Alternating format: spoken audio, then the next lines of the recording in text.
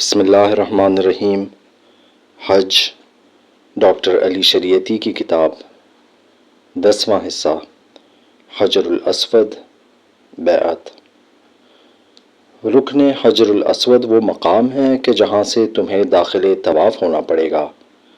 یہیں سے تم منظومہ عالم میں قدم رکھو گے اور لوگوں کے ہجوم میں اترو گے اور گرداب خلقت میں مثل ایک قطرے کے کھو جاؤ گے، اور کسی قدر تأمل کے بعد اپنے فلک سیر کو ڈھونڈ لو گے اور پھر اپنی حرکت کا آغاز کرو گے اور اپنے مدار پر قائم رہو گے۔ تمہارا یہ سفر مدار خدا ہوگا، لیکن اس کا راستہ خلق کی طرف سے کھلے گا۔ آغاز میں تمہیں حجر الاسود کو چھونا ہوگا اور اس کے لیے سیدھا ہاتھ استعمال کر کے فوراً اپنے آپ کو گرداب کے حوالے کرنا ہوگا۔ یہ پتھر ایک اشاریہ ہے، ہاتھ کا، سیدھے ہاتھ کا۔ مگر کس کا ہاتھ؟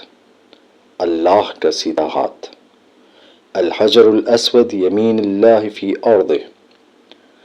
ایک تنہا شخص اس لیے کہ اکیلا زندگی گزار سکے، ایک تنہا قبیلہ اس لیے کہ صحرا میں کوئی اس کا حمایتی ہو۔ کسی قبیلے کے سردار یا کئی قبیلوں کے ساتھ معاہدہ کرتا تھا اور اس طرح وہ اس کا یا ان کا حلیف بن جاتا تھا، اور اس طرح یہ سب ایک دوسرے کے اچھے معاہد اور اچھے حمایتی بن جاتے تھے۔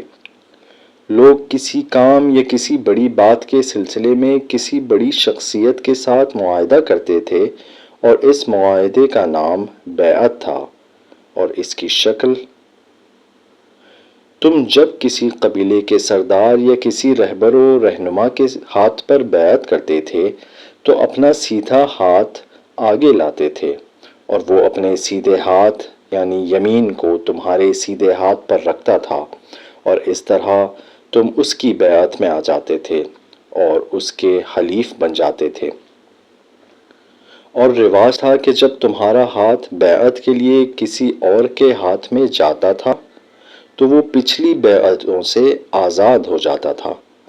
اور اب اس عظیم انتخاب کی گھڑی میں کہ جو تمہارے ہدف اور تمہاری سرنوشت کو متعین کرتی ہے، اور اس سمے جب کہ تم اپنے اقربا کو چھوڑ کر دوسروں میں ڈوب جانے، لوگوں میں اپنے آپ کو ملانے اور مجمع سے ہم آہنگ ہونے کا عزم کر رہے ہو، تو آغاز میں یہ ضروری ہے کہ تم اللہ کے ساتھ بیعت کرو۔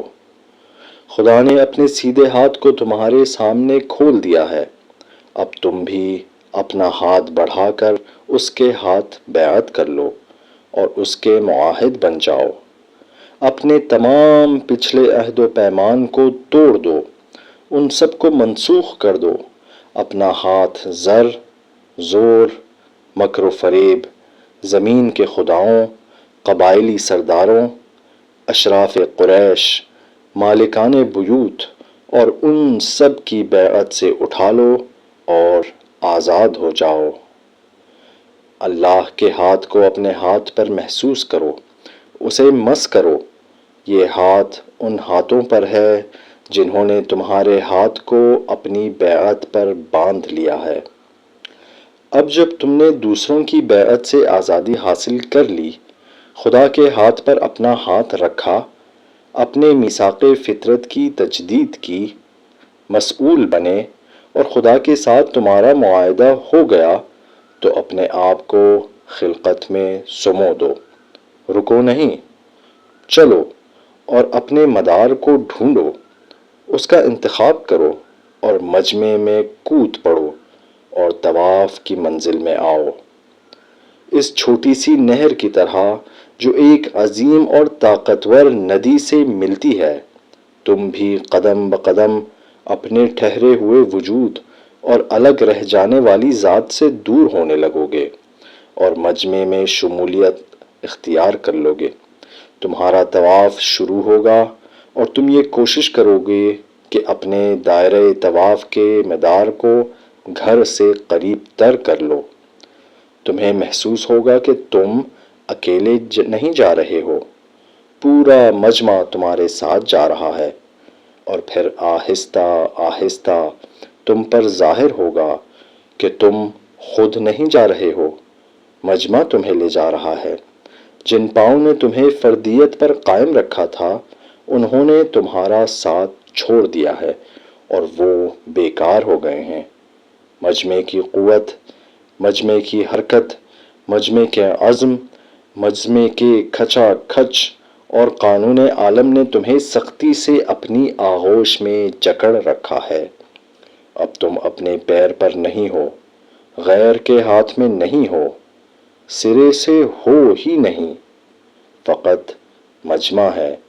جس قدر اندر آنے کی کوشش کرو گے، لوگوں کا دباؤ تم پر زیادہ ہوتا چلا جائے گا اور تم کستے چلے جاؤ گے۔ مجمع تمہیں، جو ابھی تک اپنی میں پر قائم ہو، برداشت نہیں کر سکتا۔ وہ تمہیں ختم کرے گا، جذب کرے گا، ہضم کرے گا، اور پھر تم اس کے متحرک اور زندہ و جاوید پیکر میں خون کا قطرہ بن کر دوڑو گے۔ لیکن اب تمہارا یہ سفر اپنے میں نہیں ہوگا، مجمع میں ہوگا۔ تم مجمع میں شمولیت اختیار کرو گے، لیکن سیاست کی بنیاد پر نہیں، عشق کی اساس پر۔ اور پھر خدائے ابراہیم کو دیکھو گے کہ اس نے اپنی ذات سے بندے کے ملاپ کو اجتماع سے فرد کے ملاپ کے ساتھ کس طرح متصل کیا ہے، کس خوبصورتی اور کتنے لطیف اور عمیق انداز کے ساتھ وہ تمہیں اپنے عشق کی کشش پر اجتماع کی طرف کھینچ رہا ہے۔ تم اس کے دیدار کے لیے آئے ہو اور اپنے آپ کو لوگوں کے مجمع میں پا رہے ہو۔ اس نے تمہیں اپنے گھر دعوت دی اور تم اس کی خلوت دیدار کے عشق میں اتنی دور سے یہاں آئے ہو، اور وہ کہہ رہا ہے، مجمع میں اتر جاؤ، مجمع کے ساتھ چلو، گھر میں داخل نہ ہو، گھر کے پاس کھڑے نہ ہو، یہاں تک کہ گھر کا رخ اختیار نہ کرو، گھر کے رو در رو طواف نہ کرو، مجمع کے کندھے سے کندھا ملا کر چلو، رخ آگے کی طرف رکھو، کعبہ قبلہ ہے۔ اگر تم نے طواف میں اپنا رخ مدار سے ہٹا کر کعبے کی طرف کیا تو اپنے طواف کو تباہ کیا۔ توقف نہ کرو، دائیں یا بائیں جانب نہ جاؤ، نہ پلٹو، اپنا سر پیچھے کی طرف نہ پھیرو۔ تم کعبے کے پاس ہو، اس کی زیارت نہ کرو، قبلے کے قریب ہو، قبلے کو نہ دیکھو، اس لیے کہ قبلہ تمہارے منہ کے سامنے ہے۔ اس وقت تم نظام آفرینش کا ایک حصہ بن گئے ہو، تمہارا قدم اس منظومے کے مدار میں ہے، تم خورشید عالم کے دائرۂ جذب میں آ گئے ہو اور ایک ستارے کی طرح بائیں جانب سے داہنی طرف طواف کر رہے ہو۔ تمہارا یہ طواف خدا کے گرد ہے، تم چکر پر چکر لگا رہے ہو۔ آہستہ آہستہ تمہیں احساس ہو رہا ہے کہ تم ہیچ ہو گئے ہو، تم نے اپنے آپ کو بھلا دیا ہے اور اپنی حالت پر واپس نہیں آ رہے ہو۔ بس عشق ہے، کشش عشق ہے اور تم ایک مجذوب۔ طواف پر طواف کا عالم ہے اور تمہیں ایسا معلوم ہو رہا ہے کہ کہیں کوئی شے نہیں، صرف وہ ہے اور تم عدم ہو، ایک ایسا عدم کہ جو اپنے وجود کا احساس کر رہا ہے، یا وہ وجود کہ جو اپنے عدم کو محسوس کر رہا ہے۔ تمہارا طواف ابھی باقی ہے اور تم محسوس کر رہے ہو کہ تم ایک نقطہ ہو اور اس طواف نے اسے ایک خط بنا دیا ہے۔ تم اب ایک مدار بن گئے ہو اور تمہارا پورا وجود ایک حرکت، ایک طواف اور ایک حج ہے، اس کا طواف، اس کا حج، اور تم ایک مکمل تسلیم، ایک توکل، ایک تفویض، آزادی سے کہیں بلند اور یہ وہ جبر ہے جسے تم نے خود اختیار کیا ہے۔ عشق اپنی معراج پر پہنچ گیا ہے۔ عشق کو مطلق تک رسائی حاصل ہو گئی ہے اور تم نے اپنی ذات سے تجرید اختیار کی ہے۔ تم مجرد ہو گئے ہو اور تمہیں محسوس ہو رہا ہے کہ تم ذرہ ذرہ اس کے اندر پگھل رہے ہو، ذرہ ذرہ اس میں محو ہو رہے ہو، سراپا عشق ہو رہے ہو، فدا ہو رہے ہو۔ اگر عشق کو حرکت کے عمل میں بیان کرنا چاہیں تو یہ حرکت کیسی رہے گی؟ پروانے نے کب کا یہ سبق ہمیں سکھایا ہے۔ کعبہ مرکز عشق ہے اور تم اس حیران کن دائرے میں ایک پرکار و فعال نقطہ ہو۔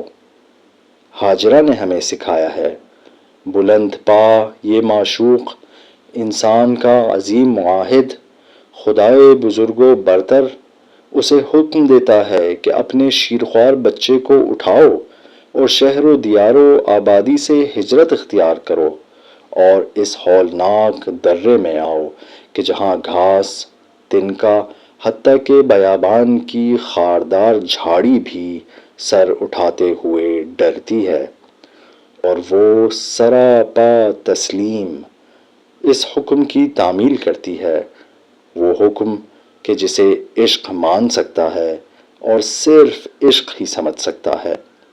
ایک تنہا عورت، ایک تنہا بچہ اس غضبناک، خشک اور برستی ہوئی آگ والے کوہستانی سلسلے میں واقع درے کی گہرائی میں کہ جو آبادی سے بہت دور کے فاصلے پر ہے اور جس کے پتھر گویا پگھلی ہوئی آگ کے منجمد ٹکڑے ہیں، بھلا کس طرح اور کیوں کر رہ سکتے ہیں؟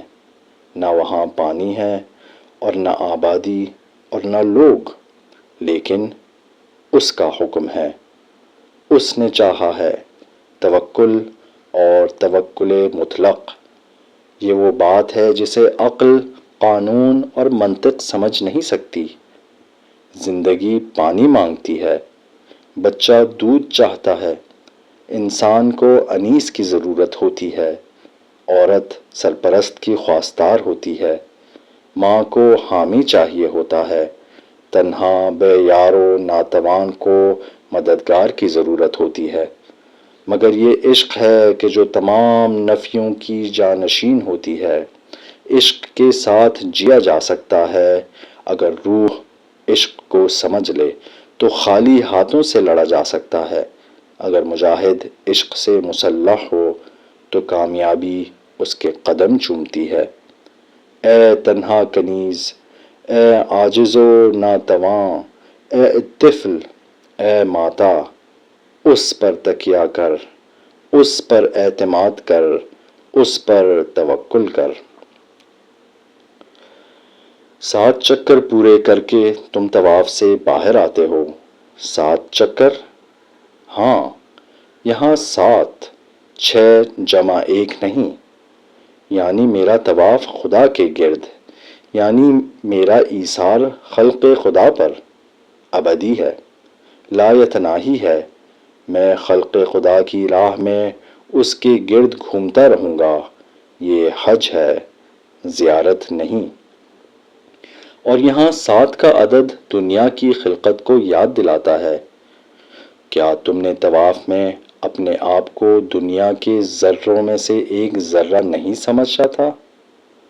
کیا ایک مرکز کے گرد طواف عالم و وجود ایک تمثیل نہیں ہے؟ جہاں بینی توحید اور اس کی تفسیر حرکت میں، اور اب مقام ابراہیم میں 2 رکعت نماز، یہ کون سی جگہ ہے؟ اس جگہ وہ پتھر نصب ہے کہ جس پر ابراہیم کے پیروں کے نشان ہیں، اور اس پر کھڑے ہو کر ابراہیم نے حجر الاسود اور کعبے کی سنگ بنیاد کو رکھا ہے۔ آپ نے اس پر کھڑے ہو کر کعبہ کی تعمیر کی۔ یہ انسان کو ہلا دینے والی بات ہے۔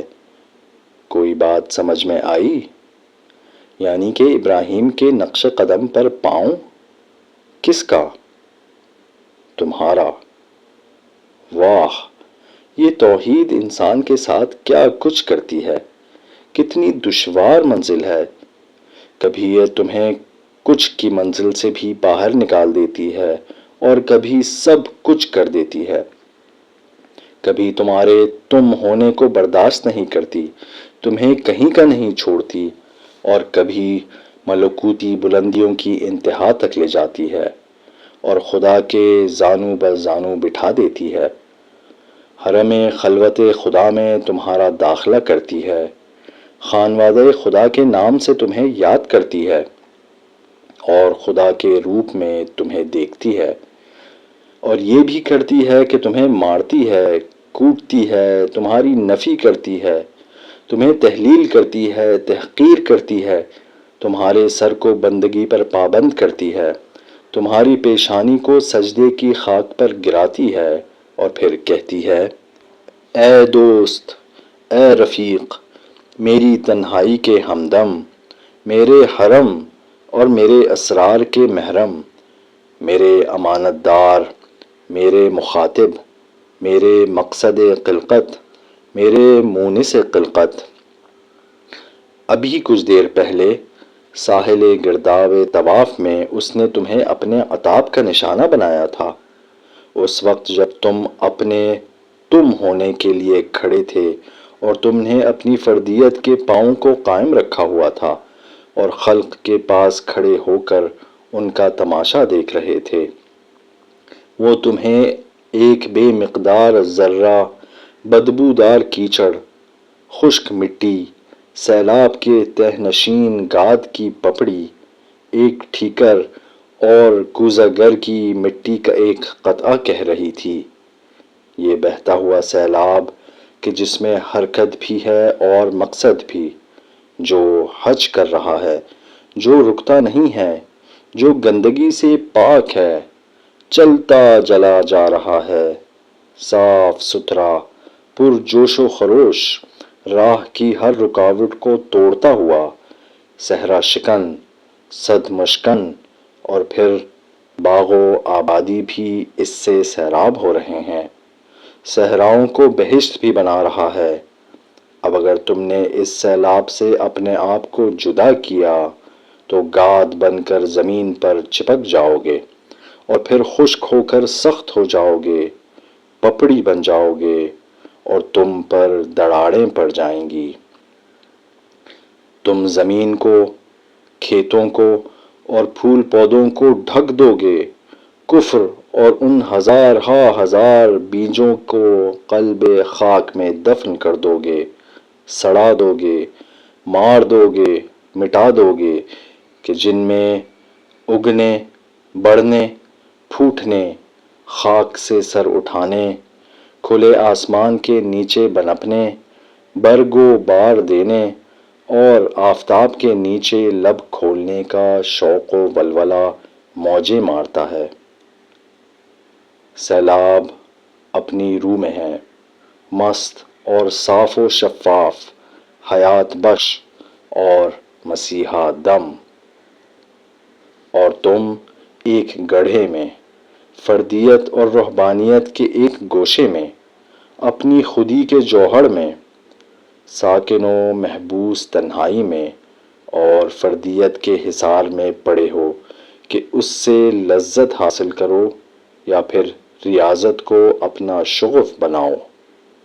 سڑ جاؤ گے، متعفن ہو جاؤ گے، سینکڑوں امراض کے کیڑے تمہارے دل میں گھر کر لیں گے، ان کی نسلیں تمہارے بدن میں بڑھتی ہی رہیں گی اور مرتی بھی رہیں گی، اور تمہارا رنگ بدل جائے گا، چہرے میں تبدیلی آ جائے گی، تمہارا ذائقہ اور تمہاری خوشبو بدل جائے گی، تم مردار کا مدفن بن جاؤ گے، عفونت بھرا تالاب ہو جاؤ گے، سڑ جاؤ گے، دلدل بن جاؤ گے۔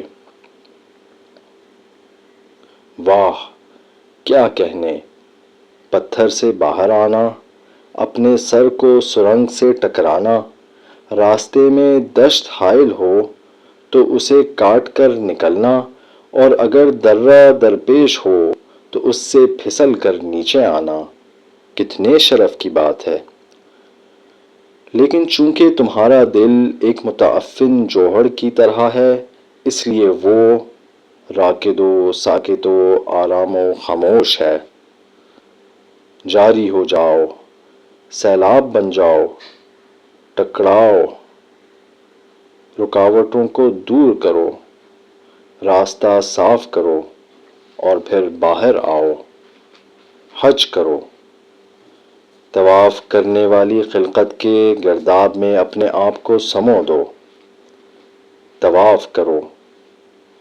اب جب تم نے کچھ دیر بعد اس طواف سے فراغت حاصل کی، جہاں کہ تم جذبہ عشق سے سرشار خلقت کے بحر فنا میں غوطہ زن ہوئے اور طواف کرنے والے انسانیت کے گرداب میں اپنے آپ کو ڈبویا اور اپنے فنا پذیر وجود کو کہ جو صرف اپنی ذات ہی میں گم رہتا ہے، خلق کے باقی رہنے والے وجود میں کہ جس کا رخ خدا کی طرف ہے، سمویا، موج عدم میں تیر لیے، خلق کی راہ گزر میں مدار خدا پر آئے اور لا یتناہی فلک کے چرخ اور ابدیت کے مدار پر اپنے آپ کو پہنچایا تو تم ابراہیم بن گئے۔